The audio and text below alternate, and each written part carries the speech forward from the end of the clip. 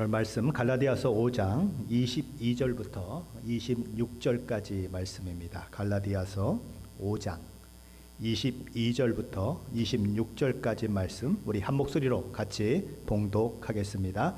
오직 성령의 열매는 사랑과 희락과 화평과 오래 참음과 자비와 양성과 충성과 온유와 절제니 이 같은 것을 금지할 법이 없느니라. 그리스도 예수의 사람들은 육체와 함께 그 정욕과 탐심을 십자가에 못 박았느니라. 만일 우리가 성령으로 살면 또한 성령으로 행할지니 헛된 영광을 위하여 서로 노엽게 하거나 서로 투기하지 말지니라. 아멘. 오늘날 교회들이 세상으로부터 많은 지탄을 받고 있습니다. 그거는 다만 이렇게 공동체로 모인 교회뿐만이 아니고 교회된 저와 여러분도 마찬가지로 지탄을 받고 있지요. 교회가 왜 그러냐? 그게 교회냐? 교회가 가진 어그러진 모습들은 복음을 전해야 할 교회의 큰 장애물이 되고 있습니다. 예수 믿으세요. 그러면 너나 잘 믿으세요. 그 꼴을 가지고 무슨 예수라고 얘기하는 것입니다. 이렇게 반응을 보이는 사람들 때문에 전도가 쉽지 않는 시대를 우리는 살고 있습니다. 그것이 교회가 당하고 있는 외부적인 위기라면 교회에 대한 실망과 또 회의 때문에 기존에 교회를 잘 다니던 사람들이 교회를 떠나는 상황이 만들어지고 있는 현실은 교회의 내부적 위기라고 할 수 있습니다. 이런 내외부적 요인들 때문에 교회들은 성장이 멈춰지고 쇠퇴의 길로 들어서기도 하고 심지어 문을 닫는 교회들까지 생겨나고 있다고 하는 것은 참 가슴 아픈 현실이 아닐 수 없습니다. 도대체 무엇이 문제일까요? 왜 교회는 교회답지 못한 모습을 가지게 되고 있는 것일까요? 무엇이 잘못되었을까요? 첫 번째 이유는 이런 것을 생각해 볼 수 있습니다. 많은 사람들이 교회에 출석하고 있지만 아직 예수 그리스도의 대속의 은혜를 통해서 거듭나지 않았다고 하는 그 사실에서 우리는 그 문제를 발견할 수 있는 것입니다. 예수님은 요한복음 3장에서 니고데모에게 사람이 거듭나지 아니하면 하나님 나라를 볼 수 없다고 하셨고 사람이 물과 성령으로 나지 아니하면 하나님 나라에 들어갈 수 없다고 하셨습니다. 그러시면서 예수님은 육으로 난 것은 육이요 영으로 난 것은 영이니라고 하심으로써 사람들에게 두 가지 태어남이 있다라고 말씀하셨습니다. 첫째 종류의 사람은 육으로 난 사람입니다. 세상 모든 사람이 여기에 해당되겠지요. 부모님의 몸을 통해서 이 땅에 태어난 모든 사람은 육으로 난 사람들입니다. 그런데 둘째 종류의 사람이 있는 것입니다. 그는 누구입니까? 영으로 성령으로 난 사람들인 것입니다. 부모의 몸을 통해서 육으로 태어났다는 의미에서는 첫째 사람과 전혀 구분되는 것이 없습니다. 그런데 둘째 종류의 사람은 육으로 태어난 그 태어남과는 전혀 다른 태어남이 또 한 번 있게 되는 것이지요. 영적으로 다시 태어난다고 하는 것입니다. 다시 말해 성령으로 다시 태어난다는 것입니다. 이전까지는 영적 생명이 없었는데 영적 생명을 가진 자로 다시 태어난다는 것입니다. 그것을 성경은 거듭난다라고 이야기하는 것입니다. 예수님은 바로 이 둘째 종류의 사람만이 영적으로 다시 태어난 사람만이 하나님 나라를 볼 수 있고 하나님 나라에 들어갈 수 있다고 말씀하신 것입니다. 그런데 교회 안에 있지만 여전히 성령으로 다시 태어나지 못한 사람들이 있을 수 있다는 것입니다. 성령의 은혜로 예수 그리스도의 십자가 대속의 은혜를 통해 죄사함 받고 구원받은 자가 아닌 사람, 그 사람이 교회 안에 있을 수 있는데 그 사람은 어떤 사람인가? 육에 속한 사람이다. 육에 속한 사람에게는 성령을 따라 살고자 하는 그런 마음이 있을까요?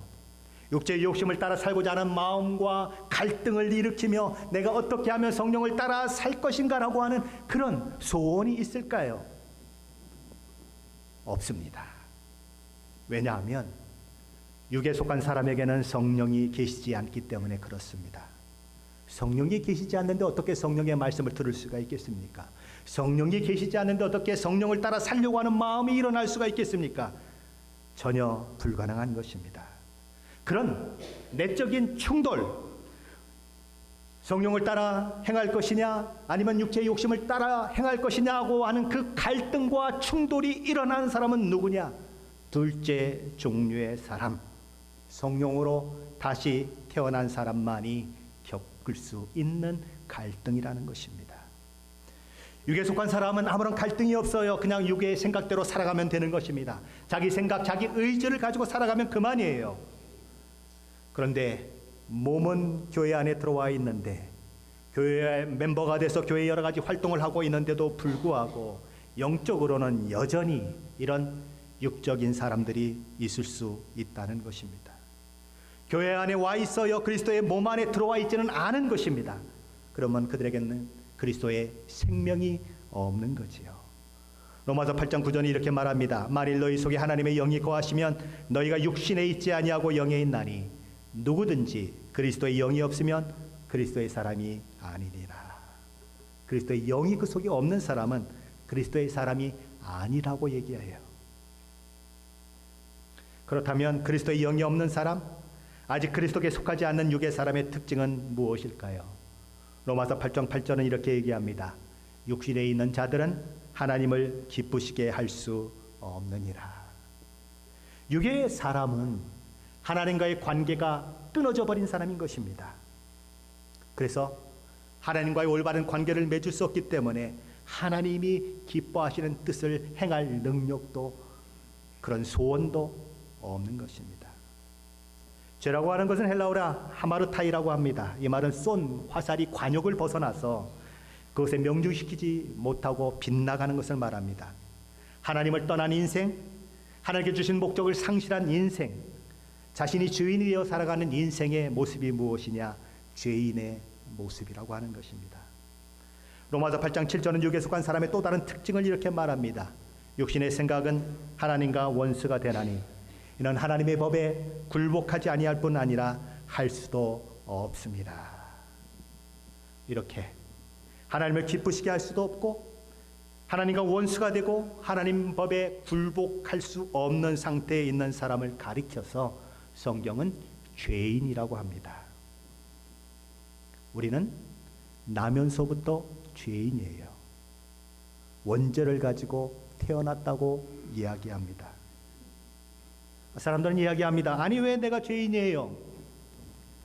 왜 죄인입니까?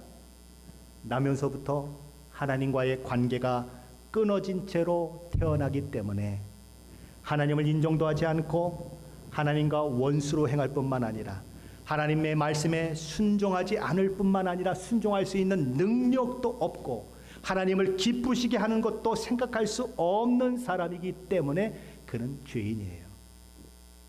그가 살인 강도를 저질러서 죄인이 아니고요. 그렇게 죄인이라고 하는 것입니다. 예수님께서 크고 첫째 되는 계명이 뭐라고 말씀하시지요? 내 마음을 다하고 목숨을 다하고 뜻을 다하여 주 너의 하나님을 사랑하라. 이것이 크고 첫째 되는 계명이다라고 말씀하셨습니다. 그럼 한번 거꾸로 한번 얘기해 보십시다. 하나님을 사랑하지 않으면 무엇을 어긴 게 되는 것입니까? 크고 첫째 되는 계명을 어긴 것입니다. 무슨 얘기죠? 하나님을 사랑하지 않으면 율법을 어긴 거예요. 가장 크고 가장 중요한 계명을 어긴 것입니다. 법을 어기면 뭐가 됩니까? 죄인이에요. 하나님을 사랑하지 않는 것 자체가 뭐라고요? 죄인이에요. 아니 내가 무슨 원죄가 있어요? 내가 무슨 죄가 있어요? 라고 얘기하지 마십시오. 하나님을 사랑하지 않는 것이 죄예요. 하나님을 사랑할 수 없는 존재가 되어 있는 사람들 누구예요?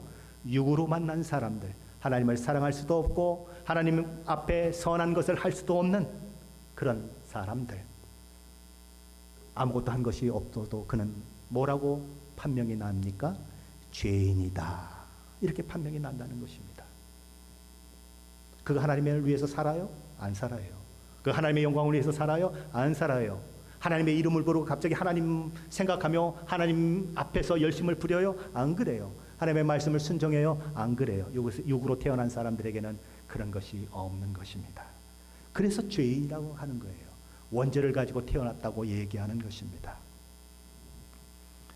그래서 교회 안에 그렇게 아직 거듭나지 않은 사람들, 아직 예수를 알지 못하는 사람들이 함께 있다 보니까 교회 안에서는 교회답지 못한 모습들이 나타날 수밖에 없는 그런 상황이 벌어진다는 것입니다. 교회 속에는 또 누가 있을까요? 교회 속에는 예수님이 말씀하시기를 추수 때까지 알곡과 가라지가 함께 있다고 하셨습니다. 가라지를 누가 심어놨어요? 사탄이 심었다고 말씀해요. 교회 안에 사탄이 심어놓은 가라지가 언제까지 있어요? 추수 때까지 있을 것이다. 교회를 무너뜨리려고 하는 사람들, 교회를 어지럽게 하는 사람들이 늘 교회 안에는 있을 수밖에 없다. 그래서 교회는 교회답지 않는 모습들이 나타나고 어려운 모습들이 나타나는 거지요. 세 번째 이유는 거듭난 교회의 성도들이 자신의 내면에서 일어나는 치열한 싸움에서 번번이 패하기 때문에 교회가 욕을 먹고 있습니다. 패하는 것은 괜찮아요. 패할 수도 있겠죠. 근데 아예 싸움을 피해버리는 사람이 있는 것입니다. 쉽게 육체의 그 정욕에 굴복해버리는 사람들이 있다는 것이지요.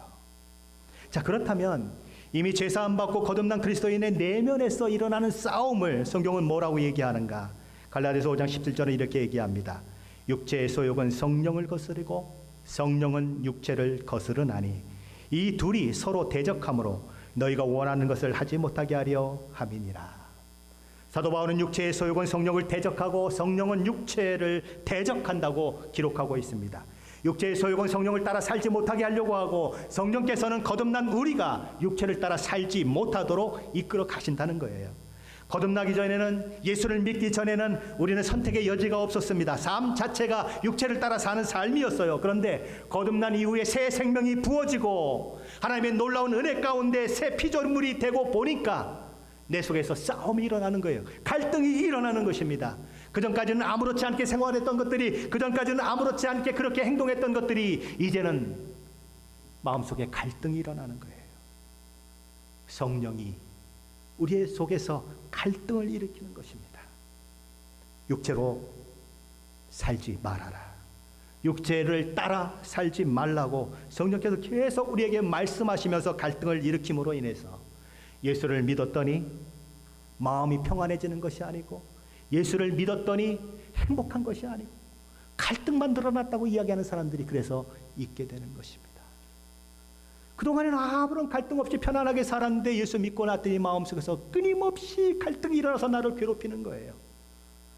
그래서 이게 예수 믿는 건가? 라고 생각될 만큼 그런 일들이 일어난다고 하는 것입니다. 성령을 따라 살 것인가? 육체의 정욕을 따라 살 것인가?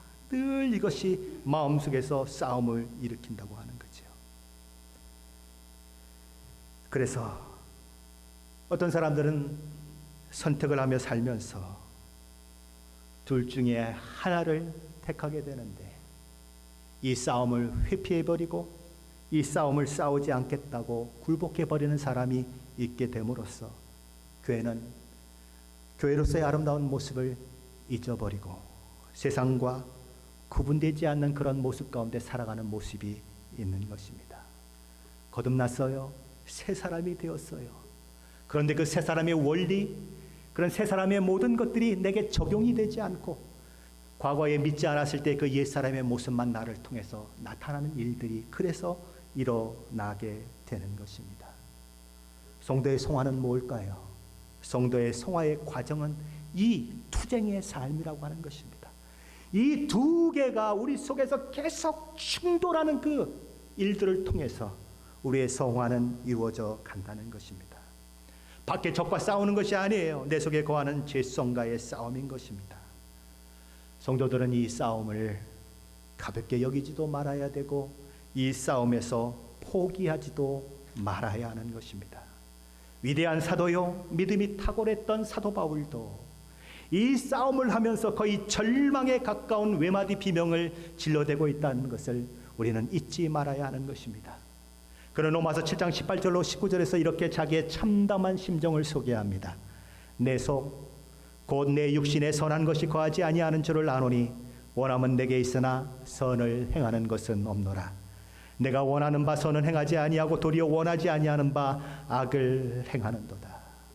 육신의 죄의 욕망이 얼마나 대단한지 사도 바울은 선을 행하고자 하는 소원은 내게 있는데도 불구하고 선을 행할 수 없는 자신의 모습을 보고 탄식하는 거예요.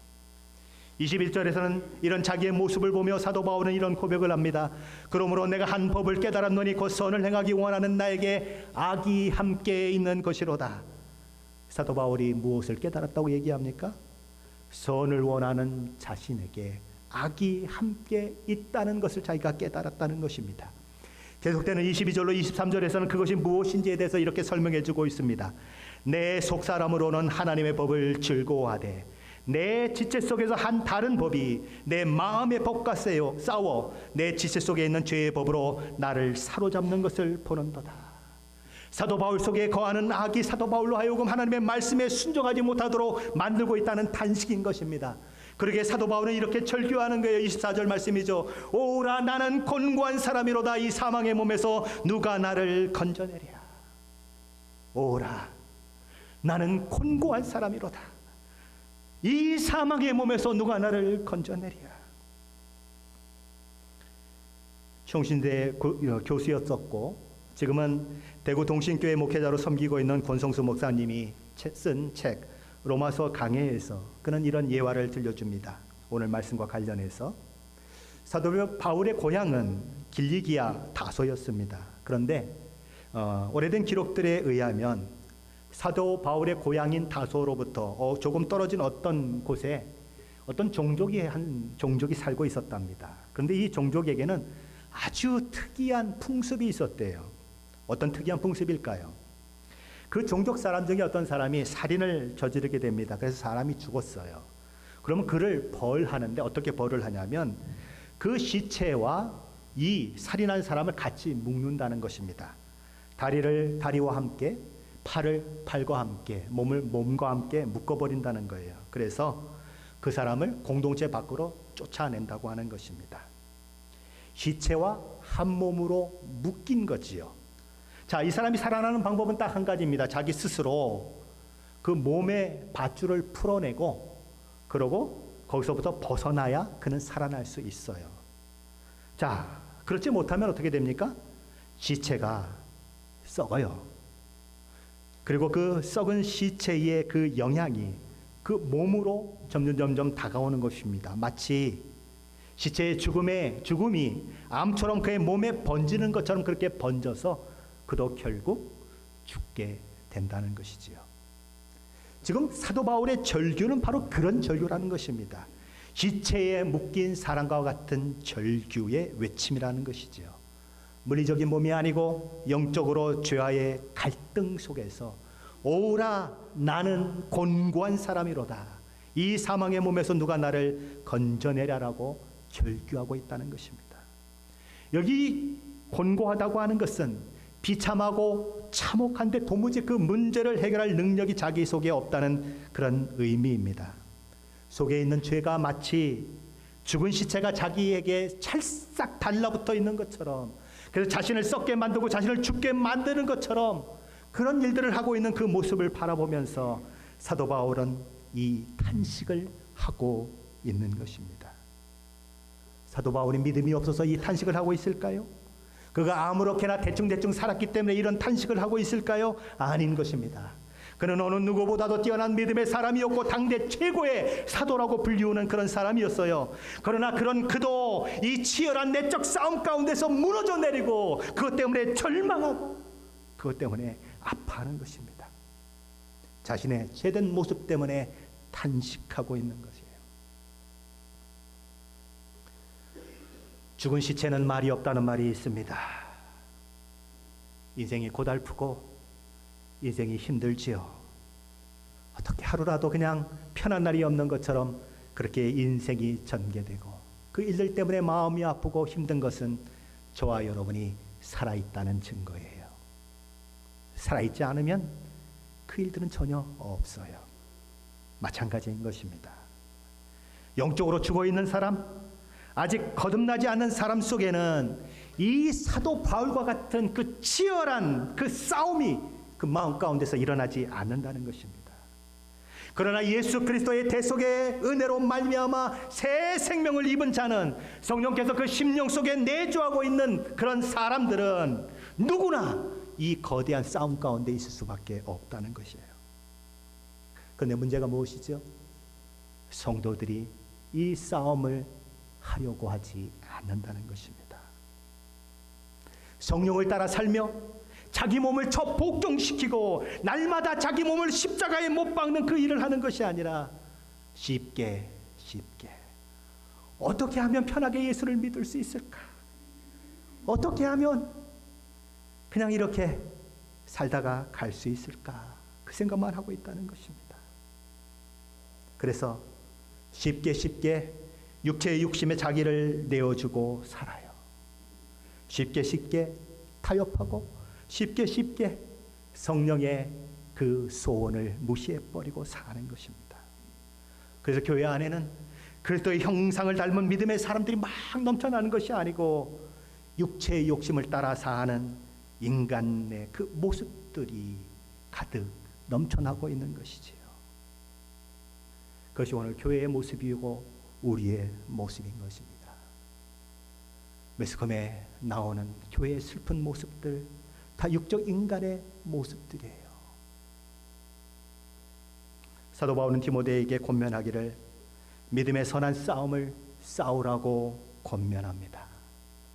사도 바울 자신도 그의 삶의 마지막이 다가올 때에 고백하기를 나는 선한 싸움을 싸우고 나의 달려갈 길을 마치고 믿음을 지켰으니라고 고백합니다.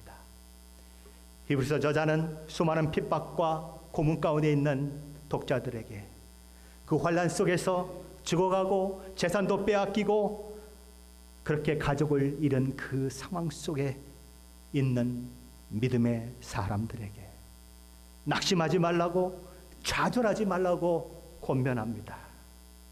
앞에 있는 기쁨을 위하여 달려가신 예수를 생각해라.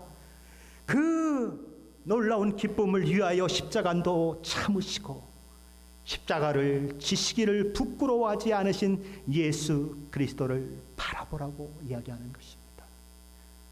왜 예수께서 십자가에 죽으셨는가? 왜 예수께서 그 십자가를 부끄러워하지 아니하시고 지셔야만 했는가?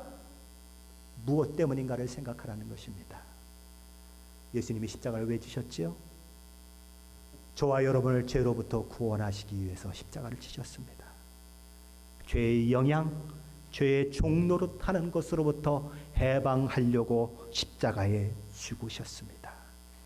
그러니 예수께서 당신의 목숨까지 버리면서 너희들을 죄로부터 구원해내기를 기뻐하셨으니 너희는 죄와 어떤 싸움을 해야 하겠느냐?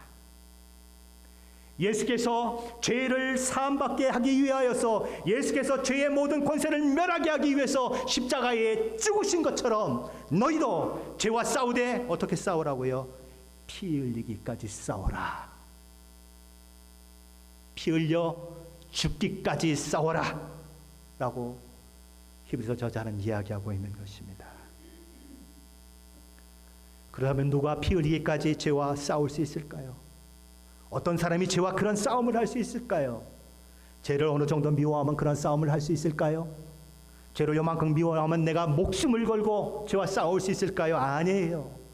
죄를 증오하는 마음이 있을 때에, 정말 죄를 견디지 못한 마음이 있을 때에 우리는 목숨을 내놓을 수 있는 거예요. 죄와의 싸움을 싸울 수 있는 것입니다. 그 사람이 얼마나 성화되었는가 어떻게 알 수 있을까요? 그가 죄를 얼마나 증오하는가를 보면 알 수 있습니다. 죄를 증오하지 않는다면 죄와 피 흘리기까지 싸울 수가 없어요. 교회가 이 죄와의 치열한 영적 싸움을 하지 않는 한, 피 흘리기까지 싸우지 않는 한 교회는 교회다움이 있을 수가 없는 것입니다. 교회는 육을 따라 행하는 사람들로 넘쳐나 썩은 악취만 진동하는 교회, 세상이 봐도 소망이 없는 교회를 만들어낼 수밖에 없는 것입니다. 싸움을 포기한 채 육체의 정욕을 따라 행하면 그런 일들이 있을 수밖에 없다는 것입니다. 죄와 싸우기를 포기하고 타협하게 되면, 육체의 정욕을 십자가에 못 박기를 거부하고 육체의 정욕대로 삶을 살아가게 되면 우리에게 어떤 일들이 일어날까요?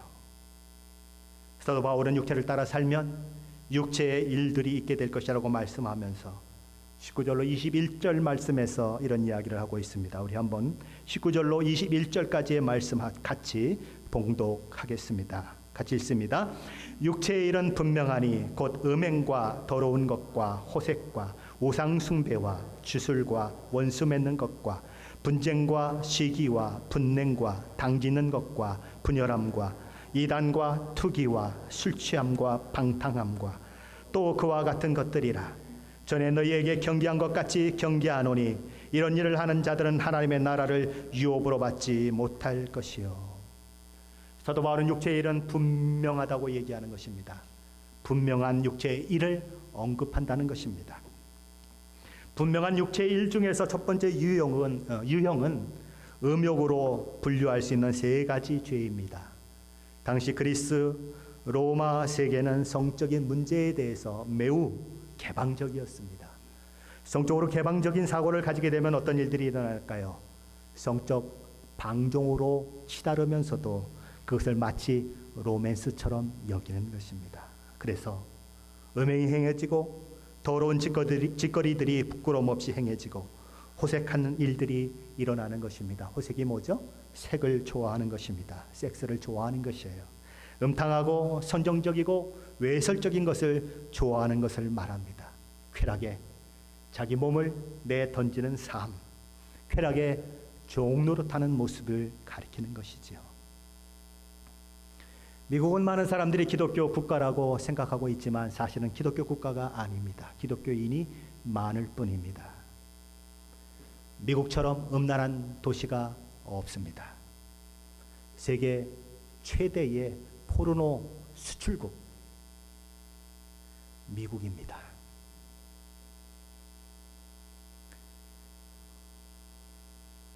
이루 말할 수 없는 그런 화면들이 여과 없이 그렇게 뻔뻔스럽게 상영되는 것이 포르노 테이프가 아니겠습니까? 그런 미국 가운데 우리는 살고 있어요. 죄의 종노릇하면, 육체의 정욕에 나를 맡기면 그런 일들은 언제든지 일어난다고 하는 거죠. 육체의 일의 두 번째 유형은 우상숭배와 주술입니다. 우상숭배는 참되신 하나님 외에 어떤 대상을 경배하는 것을 말합니다. 주술이 뭔가 찾아봤더니 이렇게 정의가 되어 있습니다. 초자연적인 존재나 신비로운 힘을 빌려서 여러 가지 현상을 일으켜 인간의 좋은 일과 나쁜 일, 불행한 일과 행복한 일을 해결하려고 하는 기술을 말한다. 하나님 이외의 다른 것들의 힘을 빌려서 내 욕심을 채우거나 다른 사람을 저주하거나 하는 데 사용되는 것이 주술인 것입니다. 우리는 우상숭배 그러면 뭘 어떤 것을 만들어 놓고 거기에서 이렇게 절을 하고 그런 것들만 생각하지만 하나님보다 더 우선순위에 두는 것, 하나님보다 더 나의 마음을 차지하고 있는 것은 다 우상입니다. 돈도 우상이 될 수 있어요. 권력도 우상이 될 수 있어요. 지위도 우상이 될 수 있습니다. 인기도 우상이 될 수 있고 사람도 우상이 될 수가 있습니다. 육체의 일의 세 번째 유형은 그리스도의 공동체에 해를 끼치거나 무너지게 만드는 것과 관련이 있습니다. 모두 8가지로 정리가 되고 있는데 제일 먼저 언급되고 있는 것은 원수 맺는 것입니다. 사람들과의 관계에서 생긴 갈등이 있어요. 그런데 그 갈등을 해결하지 않고 적개심을 품는 것이 뭐냐? 원수 맺는 것입니다. 사람이라고 하는 것은 실수하는 것이 정상이에요. 그렇다 보니까 사람이 살다 보면 본의 아니게 관계 속에서 생긴 갈등이 일어나게 되는 것입니다. 다른 사람에게 상처를 줄 수가 있다는 거예요. 그런데 그런 본의 아니게 갈등 관계가 만들어졌을 때에 그 갈등을 풀려고 하지 않고 마음속에 쌓아둠으로써 미운 감정을 더 크게 키우고 악한 감정을 품고 원한을 품는 것, 그것이 뭡니까? 원수 맺는 것입니다. 디모데후서 3장에 보면 마지막 시대의 모습을 이야기하면서 마지막 시대에는 사랑이 식어짐으로써 서로 원통함을 풀지 않는다고 이야기하고 있습니다. 원통함은 풀어야 마땅하지 않습니까? 그렇죠? 그런데 원통함을 풀지 않고 그냥 마음속에 가지고 있고 어떻게 해요? 원수 맺는 것에 거기에 자기를 내어주는 것입니다. 그 밖에 공동체를 무너뜨리는 육체의 일들은 분쟁, 시기, 분냄, 당짓는 것, 분열, 이단, 투기 이런 것들로 나옵니다. 뭐 다른 것들은 다 이해가 되는데 여기 이단은 왜 나올까요? 이단이 나오는 것은 교회가 분열되는 이유 중에 하나가 신학적 오류 때문에 그렇다는 것입니다. 신학적 오류가 발생을 하면 교회는 반드시 분열될 수밖에 없습니다. 그래서 이단이 여기 들어와 있는 것입니다. 우리의 속성은 어떨까요? 우리는 남의 죄는 크게 보이는데 내 죄는 적게 보이는 그런 습성을 가지고 있습니다. 예수님 말씀처럼 남의 눈에 들보는 거꾸로 얘기를 했네요. 그렇죠? 내 눈에 들보는 보지 못하고 남의 눈에 티끌을 보는 그런 모습이 바로 우리 가운데 있다는 것입니다. 그런 속성이 우리 가운데 있기 때문에 뭘 만들어냅니까? 시기, 분냄, 당짓는 것, 분열, 투기 이런 것들을 만들어낸다는 것이지요. 그런데 우리는 정말 힘써야 하는 것이 무엇입니까? 저 사람이 어떤 잘못을 했는가? 저 사람에게 어떤 허물이 있는가? 저 사람에게 어떤 죄가 있는가를 발견하려고 막 눈 비비고 그러지 마시고 뭘 해야 한다고요? 내 안에 있는 죄와의 싸움, 내적 갈등 속에서 어떻게 하면 승리할 수 있는가? 거기에 관심을 가져야 한다는 것입니다. 나의 죄성과의 싸움을 해야 한다는 거죠. 사도 바울이 제1로 얘기하고 있는 네 번째 유형은 술 취함과 방탕함입니다. 에베소서 5장 18절 말씀에 보면 술 취하지 말라 이는 방탕한 것이니 오직 성령으로 충만함을 받으라고 말씀합니다. 현대인의 특징 중에 특징은 뭘까요? 너무 바쁘다는 것입니다. 하나님을 예배하는 것을 빠뜨려 먹을 만큼 현대인들은 바빠요. 자신의 영혼을 위해서 요만큼의 시간도 투자하지 못할 만큼 현대인들은 바쁜 것입니다. 사람마다 이런저런 이유로 바쁠 거예요. 여러 가지 원인들이 있을 것입니다. 그러나 분명한 것 하나가 있습니다. 세월을 아끼지 않으면, 시간을 아끼지 않으면 지혜로운 신앙인이 될 수 없다는 것입니다. 여러분이 살면 몇 년을 사시겠습니까? 열심히 건강관리 잘하시면 100년을 사실 수 있겠죠. 100년밖에 못 사는 그 삶을 위해서도 온 마음을 다 투자하고 온 시간을 다 투자하는데 영혼을 위한 삶을 위해서는 요만큼도 시간을 낼 수 없다면 그 사람은 지혜로운 사람이 전혀 아닌 것입니다. 하나님은 모든 인생에게 똑같이 24시간을 주셨고 365일이라고 하는 1년을 주셨어요. 이 땅에 태어나면 뭘 향해서 달려가고 있습니까? 죽음을 향해서 달려가고 있어요. 한정된 삶을 살아가고 있다는 것입니다. 내 삶이 영원한 것이 아니고요. 이 땅의 삶이 한정되어 있다는 거예요. 그러면 시간을 아끼고 절약하지 아니하면 하나님을 섬길 수가 없어요. 하나님의 사람으로 만들어질 수가 없어요. 이것저것 다 즐기고 다 보고 다 하면서 어떻게 하나님을 섬길 수가 있어요? 그럴 수 없는 것입니다. 술 취하는 것이 왜 방탕한 것이라고 사도 바울은 얘기할까요? 술에 취하면 온갖 실수를 하고 온갖 죄를 짓기 때문에 그렇게 얘기할까요? 예, 물론 그 말도 맞습니다. 그런데 술에 취하면 세월을 허송하게 된다는 거예요. 술에 취해서 정상적인 활동을 잘 하는 사람을 보셨습니까? 올바른 판단을 제대로 하는 사람을 보셨습니까? 없어요. 술에 만취가 돼버리면 어떻게 되죠? 필름이 끊겨요. 필름이 끊겼다는 것은 무슨 말을 말하는 거죠? 시간이 끊겼다는 것입니다. 시간이 끊긴 동안 아무것도 하지 않았다는 얘기예요. 시간을 그저 허비하고 허송세월 보냈다는 것입니다. 시간을 아무렇게나 낭비한 것, 그게 뭐라고요? 방탕한 것이다. 아이고 뭐 나는 술 취하지 않아요. 나는 술 먹지 않아요. 그러니 나는 방탕하지 않아요. 아니요. 저와 여러분이 하나님을 위해서 시간을 쓰지 않고 시간을 엉뚱한 데만 쓰고 있다면, 하나님이 주신 나의 생명이 무엇인지를 알지 못하고 내가 이 땅 가운데 왜 있는지를 알지 못하고 하나님을 위하여 내가 무엇을 해야 하는지를 알지 못하고 그저 세월만 보내고 있다면 저와 여러분은 방탕한 사람이에요. 이런 모든 것들이 육체의 일인 것입니다. 그럼 육체의 일이 이것만이 전부일까요? 사도 바울은 그런 오해를 할까봐 21절에서 이렇게 얘기합니다. 특이와 술 취함과 방탕함과 뭐라고요? 또 그와 같은 것들이라. 여기 언급된 육체의 일들은 그 시대적 상황 가운데서 언급되고 있는 육체의 일에 불과하고 또 이와 같은 것들이 있다는 것입니다. 수많은 육체의 일들이 있다는 거예요. 그러면서 사도 바울은 이 모든 것을 언급한 이후에 가장 두려운 말을 꺼냅니다. 그게 뭐죠? 이런 일을 하는 자들은 하나님의 나라를 유업으로 받지 못할 것이요 라는 말입니다. 이 말은 육체 일을 하는 자들은 지옥에 떨어진다는 말이에요. 그렇다면 우리는 이런 두려움이 생기는 것입니다. 나도 그리스도인이긴 한데, 나도 예수를 믿기는 한데 가끔 나도 그런 잘못을 범할 때가 있거든요. 시기는 뭐 맨날 일어나는데 어떻게 해요? 그럼 나도 지옥에 떨어진다는 얘기예요? 라고 하는 그런 두려움이 있을 수 있다는 것입니다. 그런 의미로 얘기하는 것이 아닙니다. 여기서 우리가 생각해야 하는 것은 이런 일을 하는 자라고 하는 이 말은 습관적으로 그런 죄들을 범하는 자를 말하는 것입니다.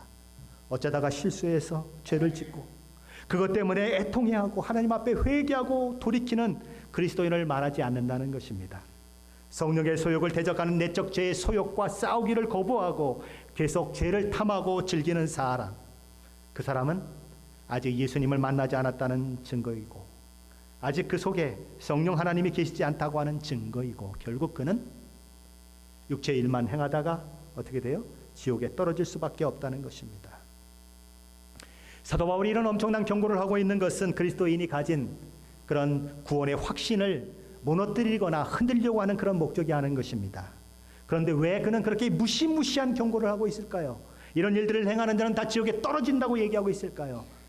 저와 여러분을 향해서 신앙생활에 안일하지 말라고, 신앙생활을 태만하게 하지 말라고 그렇게 이야기하고 있는 것입니다. 이런 것들은 육체의 욕심을 따라 나타나는 일이라면 성령을 따라 살 때 나타나는 열매들에는 어떤 것들이 있을까요? 우리 한번 22절, 23절 말씀인데 같이 보시겠습니다. 오직 성령의 열매는 사랑과 희락과 화평과 오래 참음과 자비와 양성과 충성과 온유와 절제니 이 같은 것을 금지할 법이 없느니라. 사실은 오늘 설교에서 이 부분을 다 다루려고 했는데 다 다루면 아마 1시쯤 돼야 끝날 것 같아요. 그래서 다음 시간에 이 부분을 좀 다루려고 합니다. 오늘은 그 대신에 사도 바울이 앞에서 육체의 일을 얘기했다면 그 다음에 얘기해야 되는 게 뭐죠? 성령의 일을 얘기해야 돼요. 그렇죠? 육체의 일, 성령의 일. 그런데 성령의 일이라고 하지 않고 사도 바울은 성령의 열매라고 하고 있다는 것입니다. 왜 사도 바울은 여기서 열매라고 하는 표현을 쓰고 있는가? 성령께서 일하시는 방식을 이해하도록 돕기 위해서 그렇게 하고 있는 것입니다. 우리는 이 성령의 열매에 대해서 4가지를 한번 생각해 보려고 합니다. 첫째는 열매라고 하는 것은 어떻죠? 과일 나무에 잎이 피고 또 꽃이 피고 꽃이 지고 그리고 그곳에 열매가 맺혀요. 그리고 열매가 점점 연그러가는 그런 과정이 있는 것입니다. 그리스도인의 성장, 그것은 어느 날 갑자기 이루어지는 것이 아니라 시간이 필요하기 때문에 열매라고 이야기하는 것입니다. 금식 기도를 많이 하거나 철야 기도를 많이 하면 어느 날 갑자기 성령의 열매가 내 속에 충만해지는 것이 아니라는 거예요. 은사를 많이 받으면 수많은 은사가 내게 넘치면 성령의 열매들이 갑자기 내게 맺혀지는 것이 아니라는 것입니다. 시간이 필요하다. 자람이 필요하다라고 얘기하는 것입니다. 두 번째는 참된 그리스도인이라면 성령의 열매는 맺혀질 수밖에 없다는 것을 이야기하는 것입니다. 왜냐하면 성령 하나님께서 믿음으로 구원받은 사람 안에서 역사하심으로 성령의 열매를 맺도록 하시기 때문인 것입니다.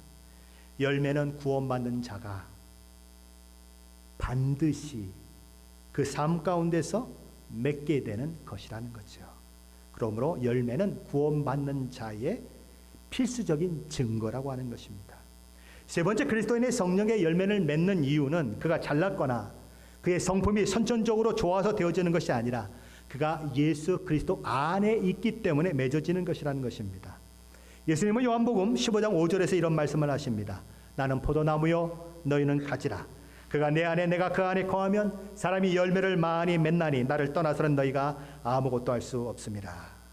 포도나무 가지가 포도 열매를 맺을 수 있는 것은 그가 원나무인 포도나무에 붙어 있기 때문인 것입니다.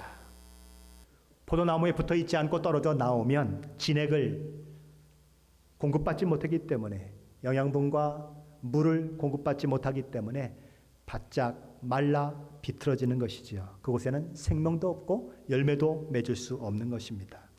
네 번째는 그리스도의 성장은 균형을 이루면서 성장한다는 것입니다. 자, 오늘 사도 바울은 오직 성령의 열매는 이라고 말하면서 9가지 성령의 열매들에 대해서 언급하고 있습니다. 자, 9가지 열매가 나와요. 9가지 열매가. 그러면 열매들입니까? 열매입니까? 당연히 열매들이죠. 하나가 아니니까. 근데 사도 바울은 열매들이다라고 이야기하지 않고 그냥 성령의 열매라고 단수로 얘기해요. 아니, 열매들이라고 얘기하는 것이 9가지나 나타나는데 사도 바울은 뭐라고 얘기한다고요? 열매들이라고 얘기하지 않고 열매라고 얘기한다는 것입니다. 복수가 아니라 단수로 얘기하고 있다. 그럼 사도 바울이 실수한 걸까요? 사도 바울이 헬라어를 제대로 몰라서 복수로 써야 할 때 단수로 쓴 것일까요? 그게 아닌 것입니다. 9가지 전부가 다 성령의 하나의 열매라는 거예요. 다른 말로 하면 9가지 보석이 따로따로 있는 것이 아니라 한 개의 아름다운 보석이 있는데 그 보석을 통해서 9가지 다른 면이 드러나는 것이라는 것입니다. 그리스도인이 성령을 따라 살 때에 9가지 덕목들이 골고루 그의 삶 속에서 나타나는 것, 그것이 뭐냐? 성령의 열매라는 거예요. 물론 사람의 기질에 따라서, 성품에 따라서 어떤 덕목이 좀 더 두드러지게 나타나는 것처럼 보일 때가 있지만 그 성령의 열매로 언급한 것 중에 3개는 내가 가지고 있는데 나머지 6개는 없다. 아니면 8개는 내가 가지고 있는데 나머지 1개는 없다. 그럴 수 없다는 것입니다. 무슨 얘기예요? 9가지가 다 나타나야 한다. 성령의 한 개의 열매다. 그 얘기를 하고 있는 것입니다. 예수님은 요한복음 15장 8절에서 이런 말씀을 하십니다. 너희가 열매를 많이 맺으면 내 아버지께서 영광을 받으실 것이요 너희는 내 제자가 되리라. 육체의 소욕은 성령을 거스리고 성령은 육체의 소욕을 거스릅니다. 그러므로 우리는 매일매일 성령을 따라 살 것인가, 육체의 소욕을 따라 살 것인가 라고 하는 그 선택의 기로에 서 있는 것입니다. 선택해야 해요. 성령을 따라 사는 것을 선택할 것인가, 육체의 소욕을 따라 사는 것을 선택할 것인가. 매일매일 삶 속에 그 선택의 기회가 우리에게 주어지고 있다는 것입니다. 무엇을 하라고 얘기합니까? 성령을 따라 사는 삶을 선택하라고 이야기하는 것입니다. 성령을 따라 살면은요, 그렇게 하면은요, 내가 저 사람한테 굉장히 얕잡아 보일 텐데요. 나만 손해보게 될 것 같은데요. 그렇게 살다가는 나만 망하게 될 것 같고 내 비즈니스만 망하게 될 것 같은데요. 그런 얘기를 할 수 있을 것입니다. 그런데 역대하 15장 7절은 이렇게 얘기합니다. 그런즉 너희는 강하게 하라. 너희 손이 약하지 않게 하라. 너희 행위에는 상급이 있음이라. 죄와 피 흘리기까지 싸우는 것을 두려워하지 마십시오. 거기에는 상급이 있습니다. 이 세상 것과 비교할 수 없는 놀라운 상급이 있어요. 그 싸움을 싸우고자 하는 자에게 하나님께서는 승리를 허락해 주십니다. 그러니 강하게 하시고 손을 약하게 하지 마시고 죄와 싸우는 이 싸움을 어디까지 싸우라고요? 피 흘리기까지 싸우는 것을 멈추지 마십시오. 저와 여러분이 영적 전쟁 가운데 있어요. 이 땅에 사는 삶 동안에 저와 여러분은 영적 전쟁 상태 가운데 있습니다. 그것을 놓치면 마음이 너무 무뎌져요. 전쟁 상태 가운데서는 어떻게 하지요? 이것저것 다 돌아봅니까? 오늘 양말을 어떤 패션의 양말을 신었나 생각합니까? 전쟁터에서는 그럴 수 없어요. 내가 죽느냐 적이 죽느냐고 하는 싸움을 우리가 싸우고 있다고 하는 것을 늘 기억하셔야 하는 것입니다. 이 전쟁터에서 내 전우들이 죽어 자빠지는 모습들이 있어요. 교회들이 어려워지고 교회들이 무너지는 일들이 있어요. 우리는 그 전쟁 가운데 있는 것입니다. 전우의 시체를 밟고 우리는 그럼에도 불구하고 전진해야 하는 거예요. 상처받은 전우를 어깨에 짊어지고 그 전쟁터를 우리는 달려가야 하는 것입니다. 육체의 소욕을 날마다 십자가에 못 박으십시오. 대신 성령을 따라 행하심으로 성령의 이 9가지 열매들이 우리 속에서 풍성히 맺어짐으로써 하나님 아버지께 영광을 돌리실 뿐만 아니라 예수 그리스도를 참으로 따르는 아름다운 그런 제자들로 세워지시는 저와 여러분이 되시기를 예수 그리스도의 이름으로 간절히 축원합니다. 기도하겠습니다.